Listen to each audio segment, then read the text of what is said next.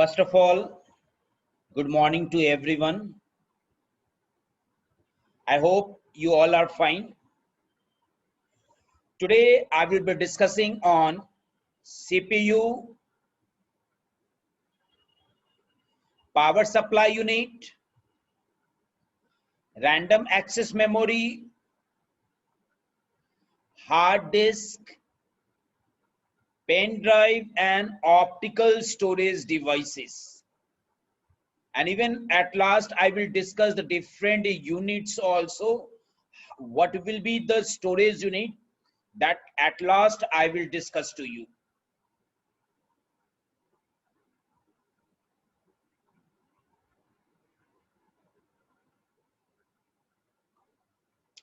First of all, CPU.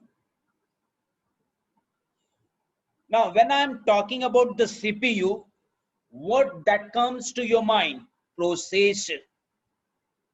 You all know processor is the main part of your system because all the processing that are done only by one part, that is the CPU. Now, it is fixed there in your motherboard.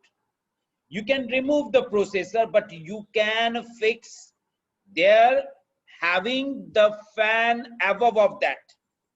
Whenever you are inserting your processor, above a processor, you must have either the heat sink or the fan, so that when your processor will be heated, while processing, yes, your processor gets heated, and to remove, yes, or to throw the, yes, heat, the fan is used or the heat sink is used. Now come to the main topic. The motherboard houses the main processor or the CPU.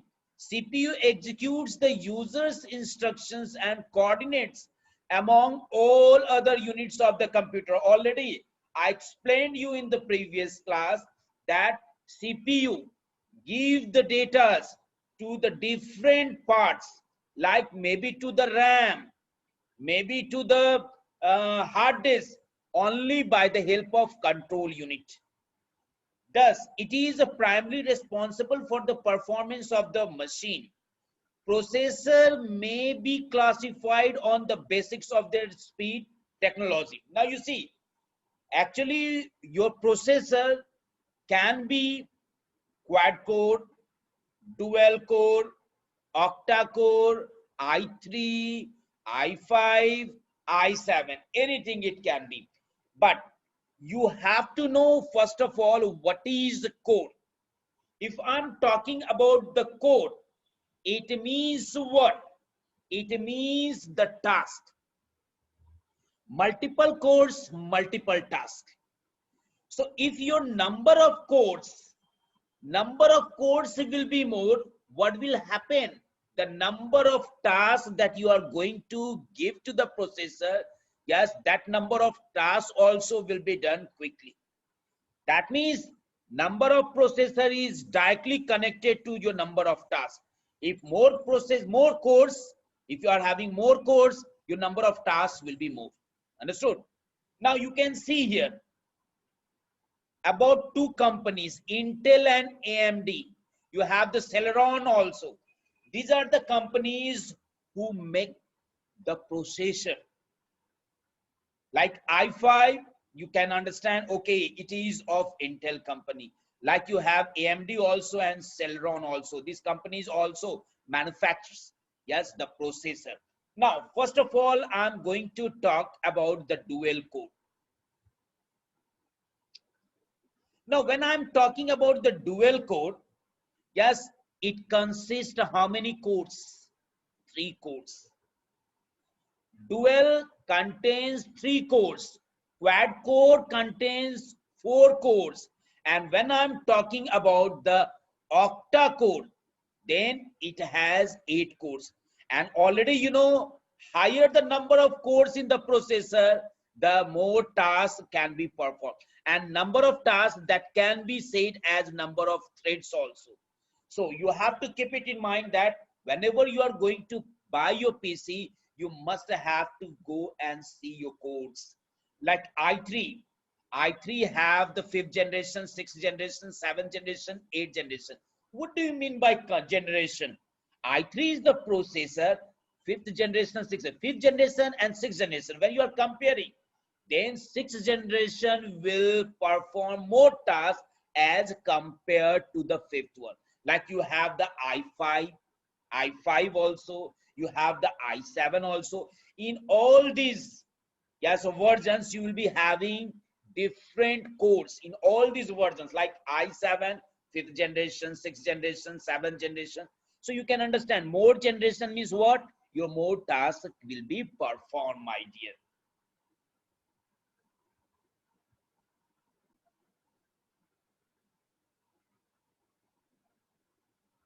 Now, you see, speed of processor is usually measured in megahertz.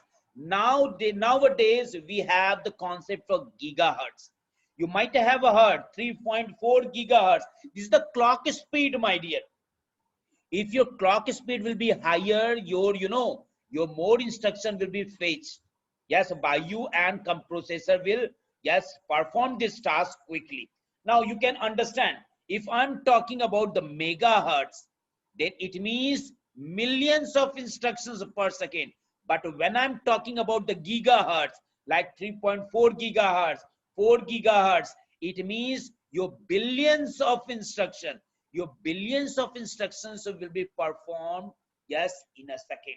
That is the difference. So that's why when you are having your processor like, yes, so 5.8 megahertz, it shows that your instructions will be less as compared to the gigahertz, because in megahertz you have the millions concept, but in gigahertz you have the billions concept.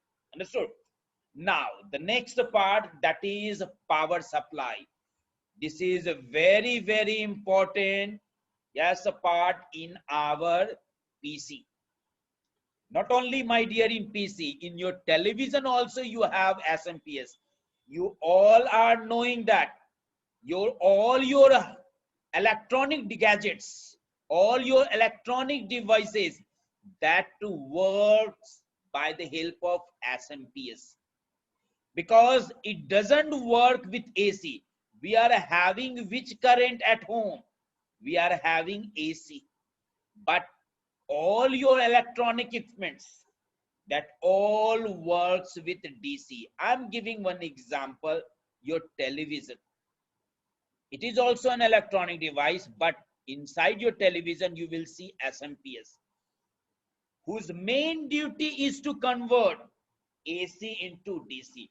Like in laptop also, we are not using AC, my dear. You will say, sir, we are connecting the plug, yes, to the AC. No, actually you are getting the AC current, but your laptop is converting the AC into DC. Even your desktop, that is also converting AC into DC. Even you have the smartphone, that is also converted, yes, from AC to DC. So that's why I said many electronic equipments that you will see, that all works with DC. Because when I'm talking about the capacitor, when I'm talking about the diode, when I'm talking about the resistance, when I'm talking about the capacitor, when I'm talking about the ICs, when I'm talking about the processor, these all will work on AC, never DC. Understood? But only two equipments that you can use in your AC, your resistance and diode. But other one you will see that will work only, yes, using the DC current. So anyhow, this AC must be converted into DC. That's why we are having SMPS in desktop. But in laptop, SMPS is there? No, my dear. In laptop, SMPS is not there. Inside, SMPS is not there. But in your CPU, in your desktop, you have your SMPS inside. But before connecting, you will see an adapter. That is the main, converting your AC into DC. But inside your laptop, you will not have the SMPS. So what is the role of SMPS? Listen, if I'm talking about the desktop, you have the different parts. First, the motherboard. First of all, the power must be given to the motherboard to function, my dear. There can be voltage from 1.5 to 12 voltage. Understood? Now, SMPS provides the power supply to your optical drive, to your hard disk drive. Understood? So, so you don't think that though you are getting your 12-volt DC in your PC, it means that 12 voltage will be used to each and every, or will be given to each and every part. No, it can vary. Maybe someone can get 1.5, other one can get 3 voltage DC. So actually SMPS works to provide the power supply to the different sections inside your CPU, my dear. Now you can see power supply unit. This component of the computer is one which converts the alternate current power supply being received by homes or offices to low voltage direct current, low voltage, that is your 1.5 to 12. But nowadays in laptop you will not get the 12. If it is less, my dear, I think it is from 1 to 5. Now, the next part, that is your RAM. You know, RAM is very, very important also for our system. Like we also have our memory, but this memory we can use for both work, for storing out the data permanently and storing the data temporarily. Like when I will ask you, please tell me 1 week before what the topic I explained to you. Maybe you cannot recognize, because whatever the information that I given you on that day, maybe you have not written, maybe you have not learned. But this memory acts as a permanent memory also. Like A, B, C, D, E, F. Can you remember or not? You can remember. Even you read A, B, C, D in nursery class. But when I will ask you, please tell me the 26 alphabets, you can tell me. Tell without any problem, because this is stored in your brain. But your brain works like a secondary storage device also. But here when I'm talking about the RAM, it is the primary memory, because whenever your PC is on, it will have the data stored in the memory. But once your PC is switched off, my dear, what will happen? Your all your data that you have stored in the memory, that is in the RAM, all will be washed out, all will be cleared. So that's why any information which is important for us, we store this information in the secondary storage devices like the hard disk, CDs, pen drive, or other, yes, storage devices, my dear. Now, first of all, I will deal the RAM. Now, this memory storage plays an important role in the functioning of a computer system. Every time you start up the computer, I already said, when you start your computer, what happens? First of all, the ROM works, read-only memory, because ROM has the startup instructions. And once your PC gets started, what will happen? The OS, which is stored in the hard disk, that will be loaded in the RAM, random access memory. And then after loading this, you will get the desktop screen on your PC.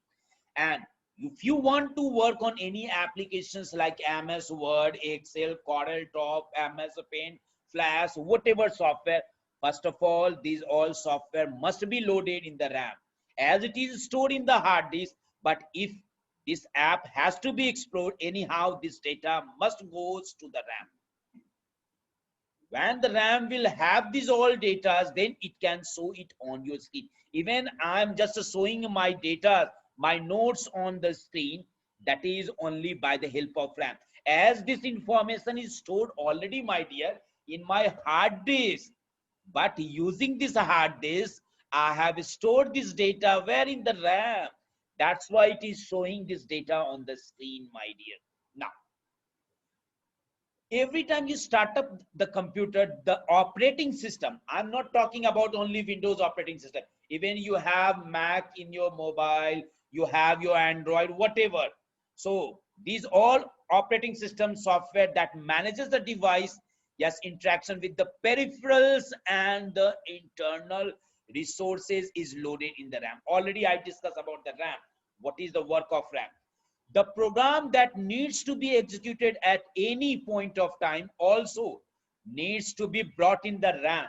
What I said, if I have to draw a picture, then I must have to upload this MS Paint in my RAM. Otherwise, MS Paint will not be loaded in the RAM. I cannot do any work.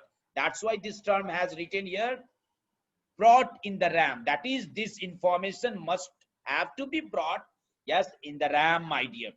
Now, you are knowing about the RAM. You are having 2 GB RAM, 4 GB RAM, 8 GB. But many of the students, they will think what? Sir, I purchased my PC a year before and now it is showing 4 GB RAM. Can I use a 32 GB RAM? Yes, no, my dear. You think, like, I'm giving one example by which you can understand it. What is the capacity? What is your capacity? Yes, to eat 10 chapatis, 5 chapatis, 8 chapatis. Suppose your capacity is to eat 6 chapatis. But I force you, you have to use 20 chapatis. You have to eat. What will happen? You think yourself. You never think that I will increase my RAM. It has the capacity, my dear. According to that, it will work. Now, if you will use 32 GB RAM, there will be no use of that RAM. So as per the configuration of your PC, you have to use RAM, my dear. It can be hardly up to 8 GB. Maybe 16 GB RAM cannot be supported, my dear. So that's why, first of all, you have to see the configuration. One thing, please keep it in mind. RAM is never used for processing the data. RAM is only to fetch the information in the memory. If you have big size of your memory, more data you can open. You know, sometimes you have a heard from your friends or also from your relatives. Even it happened with you also. What it is showing? Yes, when you are loading your applications, it is saying what? Cannot be loaded because of insufficient space in your RAM. It means what? Your RAM is having only 2 GB, only it can store up to that data. But it will not store 2 GB because some part are also shared by the processor, by your computer. So you cannot say 2 GB data, I can store in my RAM. It will be maybe 1.5 GB data. Understood? So please keep it in mind. Never think your RAM as a storage device. Please keep it in mind. It is only for the temporary data, my dear, only for the processing work or to perform, yeah, or to do any work in your PC. At that time, you can utilize the RAM. Now, the next part, that is, you can see the RAM, my dear. This is your figure of RAM. This type of RAM we use. We can remove and we can insert also. Understood? It is up to you whether you want to update it from 2 GB to 4 GB. You remove that one and fix. Yes, 4 GB RAM. But you want, no, I'm having only 2 GB, one more. Then what you will do? You will use other 2 GB in another slot. You are having two. In some PCs, there are 3 slots. So you can utilize those slots for inserting, yes, new RAM in that one. Now, the next part, that is your hard disk. You are knowing hard disk is what? The secondary storage device, auxiliary device, or you can say this one as the external storage device, because here your data are stored permanently, my dear. But you might have heard about the two disks. One is the hard disk drive and another one is SSD, solid state drive, SSD. SSD and this one both are different, my dear. There you have the concept of platters. There you have concept the disk, but here you are not having the concept in solid state drive, SSD, you are not having the concept of drives. Your disk, you have only the concept of chips. Your data are stored in that chips. Now, I hope I have already discussed about the hard disk. Now, come to the pen drive. What is a pen drive? It is also an external device for storing your data. But if you want that, yes, every time I have to go and work, yes, with my data, yes, in yes different PCs, you can prefer your pen drive. But whenever you are inserting your pen drive in any PC, you must be sure that you must make ensure that that PC is safe, that is not having virus inside it, because in pen drive virus can enter easily, my dear. It can make all your files as the shortcut key. You can face problem. So whenever you are inserting your pen drive in other system, you must make ensure yourself that the PC or the desktop or any other devices that I'm using, that must be yes virus free. Then you go for that one. So it is just like your pen drive. Pen drive, just a very small size, my dear. Yes, you can keep this one nicely in your pocket without any problem. Its weight is very less, my dear. Maybe near about 10, 20 grams, 30 grams. Now, next part, that is your optical storage device. You are knowing about the CD. You're knowing about the DVD, Blu-ray disc. These all are your optical storage devices. Actually, these optical devices uses the light. Understood? Generally, the laser, my dear, to read your data. There you have the concept of pits.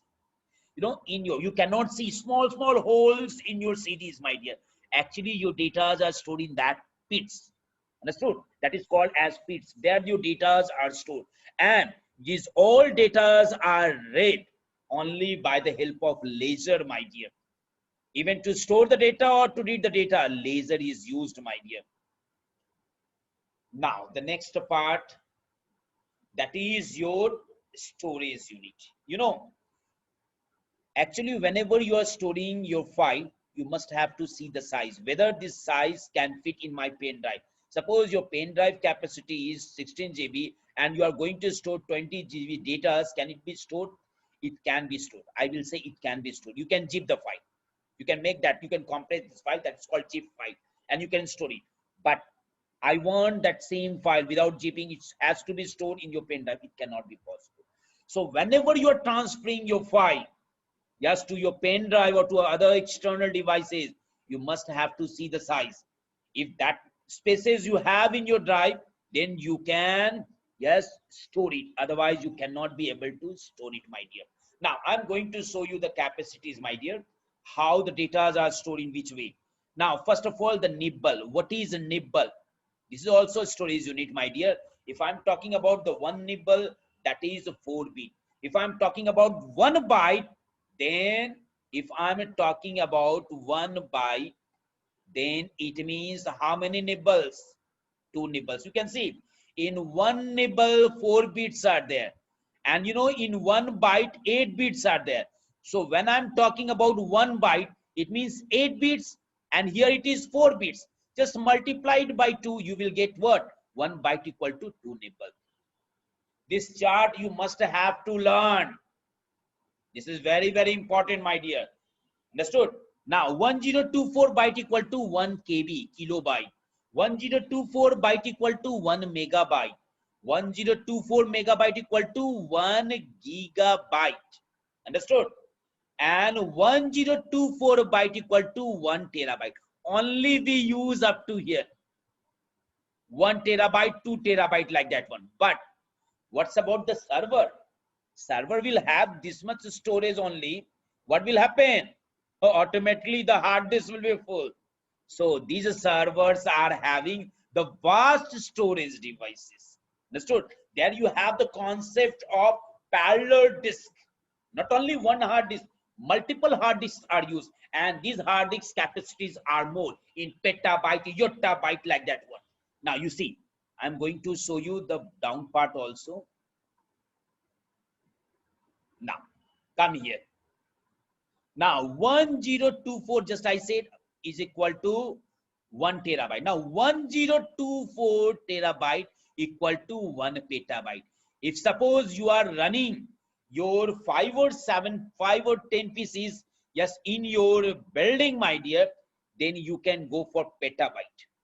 But in the cities, you want to give the services, then maybe you have to go for zettabyte, because their data are important and you have to keep this data safely in your server. So there we have the concept of zettabyte. Now 1024 terabyte equal to 1 petabyte, 1024 petabyte equal to 1 exabyte, 1024 exabyte equal to 1 zettabyte, and 1024 zettabyte equal to 1 yottabyte. So this storage unit you must have to learn, my dear. I hope you have understood these all topics. Thank you, my dear.